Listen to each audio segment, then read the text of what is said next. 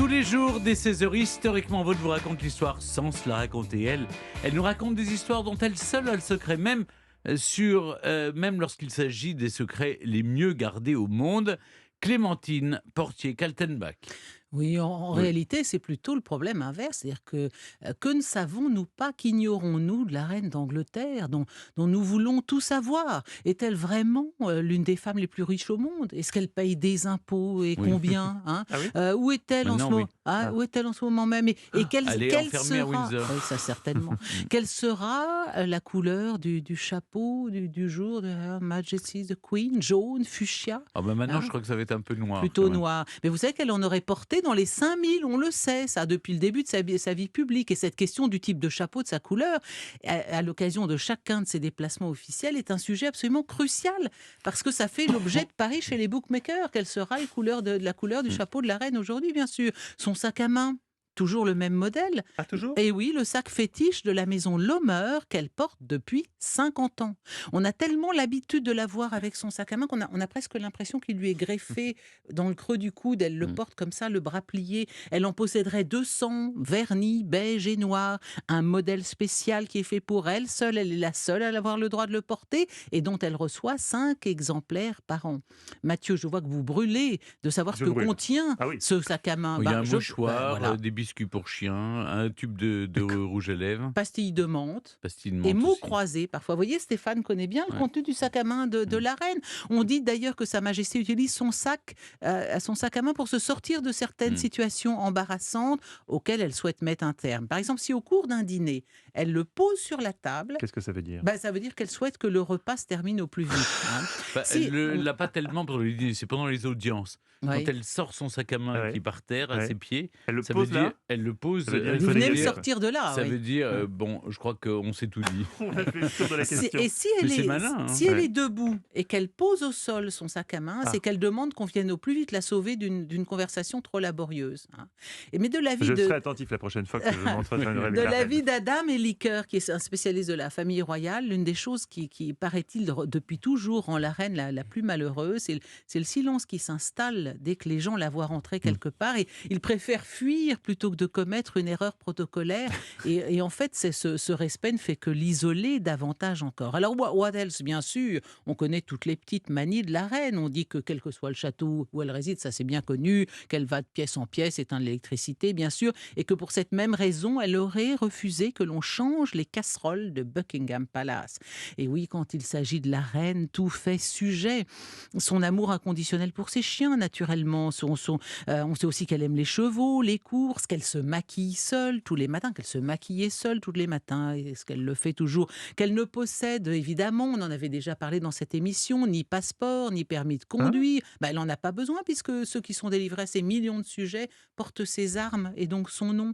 Pourquoi Mais elle voulez-vous pourrait qu'elle être une usurpatrice, il faut qu'elle ait son passeport, Ah bah, non? Elle n'a pas de écoutez, oui, passeport. enfin, On ça, pourrait je crois ça que pourrait non, être une elle a- sosie de la non, reine. Et elle ne peut non. pas voter, surtout. Elle vote pas. Elle vote pas, non. Incroyable. Elle n'a pas le droit de vote. Et vous savez qu'on connaît même les petits noms que lui donnait son mari. Lilybeth, Cabbage, mon chou, ou même Sausage, petite Ah, saucisse. petite saucisse, ben ça, oui, c'est voyez. mignon ça. Non mais voyez, la reine d'Angleterre est vraiment un être à part dont nous exigeons de tout savoir. Mais si elle a eu dans la vie tout ce qu'elle pouvait désirer, de quoi peut-elle bien rêver? Et si c'était tout simplement le droit au secret, à l'intimité, à l'incognito?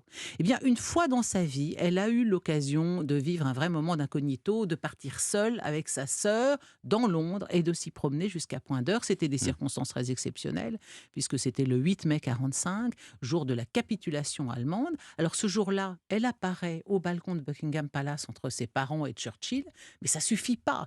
Elle a 18 ans, elle brûle d'envie, bien sûr, d'aller partager la liesse populaire dans les rues de Londres. Alors elle fait le siège de son papa en disant « mais laissez-moi sortir en ville, aller me promener, aller partager cette joie ». Et son père accepte. Donc elle part dans la rue avec sa sœur Margaret, sa cousine Margaret Rod et une dizaine de camarades, filles et garçons.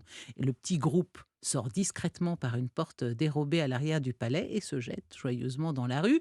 Élisabeth est vêtue de son uniforme d'auxiliaire de l'armée. Alors elle enfonce sa casquette bien sur son visage pour qu'on ne la reconnaisse pas, mais elle croise un supérieur hiérarchique qui lui dit mais mettez ça de façon réglementaire.